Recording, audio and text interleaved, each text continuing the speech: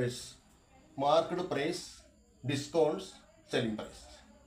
Selling price കണ്ടുപിടിക്കുകയാണെങ്കിൽ market price തന്നു കഴിഞ്ഞാൽ 18,000 തന്നു കഴിഞ്ഞാൽ എന്തോ ചെയ്യണം? ഡിസ്കൗണ്ട് 3 ഡിസ്കൗണ്ടാണ്. ഫസ്റ്റ് ഡിസ്കൗണ്ട് 10% ഡിസ്കൗണ്ട് ആണെങ്കിൽ ഡിസ്കൗണ്ട് കിഴിവ് അത് പോയി കഴിഞ്ഞാൽ അതിൻ്റെ വില 90%.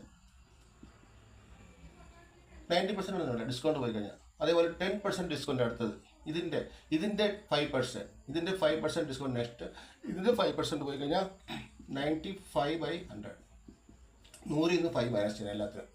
അതേപോലെ 2% 100 നിന്ന് മൈനസ് ചെയ്തു 98/100. ഇതിൻ്റെ ആൻസറാണ് തന്നേക്കുന്നത്. അത്രയേ ഉള്ളൂ. ഏത് ക്വസ്റ്റ്യൻ എന്താ ചെയ്യേണ്ടത്? ഒന്നും വേണ്ട, മുകളത്തെ സംഖ്യ മാത്രം ഗുണിക്കുക.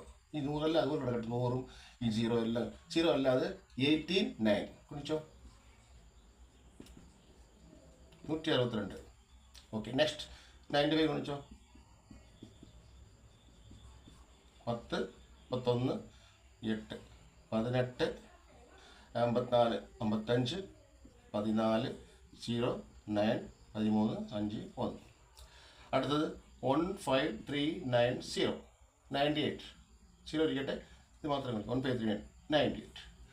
72 7 24 31 3 40 43 4 12 81 8 ഇത് 8 35 3 45 3 48 4 13 2 2 8 10 5 1.